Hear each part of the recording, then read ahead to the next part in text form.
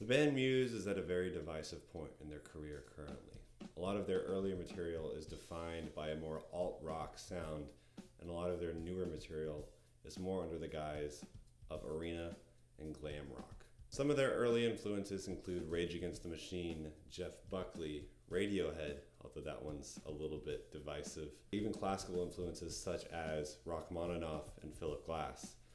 And we cannot forget Queen, which is of course one of their largest influences. Some of that early alt-rock sound can be found in the albums Showbiz, Absolution, a little bit of Black Holes and Revelations, and on the album we're going to be talking about today, Origin of Symmetry. That arena rock sound is more pertinent in albums such as The Resistance, which is arguably their largest arena rock sound in my opinion, The Second Law, and their newest full-length LP, Drones. Some of the subject covered throughout all of their material includes technological paranoia, environmentalism, political corruption, human rights in the face of this new technological age we're in. And in some of their older materials we see personal troubles that Matt Bellamy and other members of the band experienced, mostly in the album Showbiz. Okay, let's get into the actual album we're going to be talking about today, Origin of Symmetry. Origin of Symmetry was released in 2001 in Europe, but wasn't released in America until 2005 due to a debate with their then American record label Maverick. Maverick thought the use of falsetto in Matt Bellamy's voice would make the songs a little bit less radio friendly,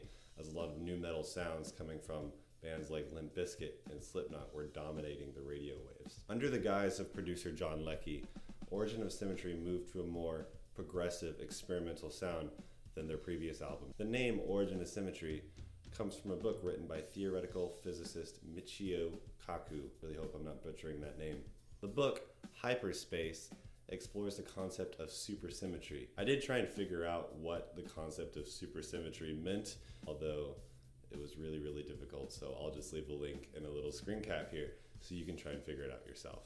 I also wanted to take a minute to mention the actual cover art of the album because I personally think it's one of the most beautiful album arts I've seen in a while. It was actually a proposal of 14 different artists that Muse collected and formed into one single piece of art. I just love looking at it and envisioning actually listening to the album as you walk through the space. I mean, if you listen to the song Microcuts while also looking and imagining yourself in this actual landscape, it's a strange experience to think about, kind of gets you all loopy. I should also mention that this is my favorite album, and it has been my favorite album for the past 3 or 4 years now.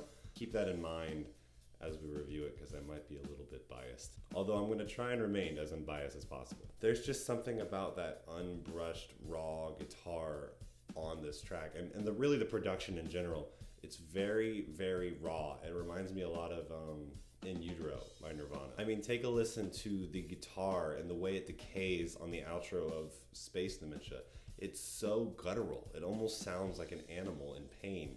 And I don't know why I think that's really nice to my ear, but it's so emotional whenever you hear it. I mean, there's a lot of examples of this raw heaviness that happens throughout the album, such as the chorus of Microcuts and how high and shrill those screams are, the heavy breakdowns in hyper music. Even the catchy power chords in Bliss have this sort of very raw, live, unproduced quality to them. And a lot of that's probably due to the method of which they record the album. A lot of it was live performances that only happened in a few days. To me, Origin of Symmetry is Muse in its most raw, unfiltered state of being. Okay, with that summary in mind, we're going to go ahead and go through a lot of the tracks on this album. The album begins with a piano ballad in the song Newborn, which is really influenced by Rachmaninoff, and we'll see that influence come back in songs like Space Dementia. And then we get back into that really heavy, raw sound I was talking about earlier. I'm going to be using the word raw a lot. But anyways, we see that come through in the Newborn riff, the very first intro riff that comes in. It's so heavy, and it's such a stark contrast to the pianos that came just before it. The song itself, or at least what I've been able to find based off of other posts online and my own personal interpretation, it seems to be about plugging into a digital network where everything is much better than the actual reality we live in. I personally take this as an individual who suffers in their actual day-to-day life, so they plug into a world where everything is much happier for them. And I think that says a lot about the society that we live in today. I think in a much less literal sense, that's what a lot of us are doing. That's what I'm doing by speaking to you right now, in some ways. Now, Bliss is a little bit more catchy, a little bit more poppy. It was one of the singles for this album, so it was meant to appeal to a larger audience, but that by no means gives it less merit or less credibility than some of the other songs. Again, I should mention the power chord sequence that comes in Bliss. It's so powerful, so raw, and so emotional. And it's very catchy too. But right after Bliss, we're thrown right back into the experimental with Space Dementia. Space Dementia is heavily influenced by Rachmaninoff and that dark, classical compositional style. In fact, one of the sequences in the actual song is a direct quote from Rachmaninoff. Musical quote, not like actual literal quote. And that outro to Space Dementia is one of my favorite outros of any song ever, up there with Lateralis by Tool. In that outro, we hear these sort of sweeping phasers and these very guttural noises coming from the bass and the guitar that seem almost animalistic. Then right after Space Dementia, we're thrown right back into that catchy rock sound that we hear in Plug-in Baby. And of course, if you've listened to Plug-in Baby or the album in general, you know that Plug-in Baby is one of the catchiest riffs of Muse's discography. Muse has even stated that songs such as Newborn, Bliss, Plug-in Baby, and a jazz standard they covered called Feeling Good are the backbone for this album. That leaves a lot of the songs in between them to be much more experimental and progressive in their sound. And of course, I could not finish this album review without first mentioning my actual favorite song, and it has been my favorite song just as long as I've known this album, which is, again, about 3 to 4 years. Microcuts is my favorite song off the album, and again, my favorite song in general. The song Microcuts epitomizes everything about this album that I love. The song itself is about a person who's been embedded with microchips in the back of their skull that feeds them unwanted information that I presume to be from a governing body. The chorus is heavily influenced by a Baroque falsetto form of singing. That being said, it pairs this with strange time signatures, phasers, and a really, really heavy chorus to give it a very unique sort of operatic metal feel. Combine this with a very heavy instrumental outro, you get a very dynamic, unique song about an individual that seems to be suffering. Well, doesn't seem to be suffering. He's literally screaming in a lot of the song. That being said, I do have some criticisms for the album as well. It seems to be that the album as a complete art form is very front heavy.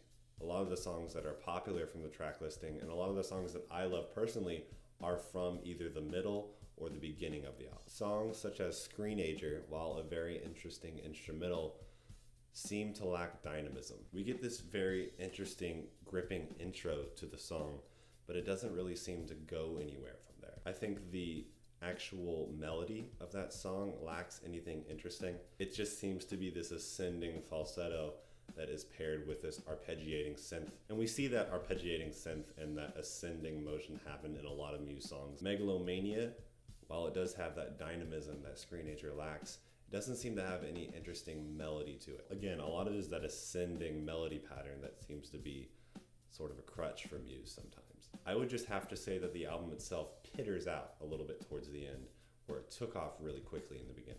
Although as a general overview, I picked this album to be my first album review just because it is my favorite album and I've listened to it almost constantly every day for the last 3 years. It's very special to me, and I think overall it is an incredibly well done piece of work. I guess I should start to think about a rating system. I'm going to give this a 93% out of 100, so like an A-, but like a strong A-. Anyways, I'd love to know what you think in the comments down below. Again, this is supposed to be a conversation about music most of all, so I want to know what you think. I want to talk with you down in the comment sections. Thank you so much for watching, and I will see you on the other side.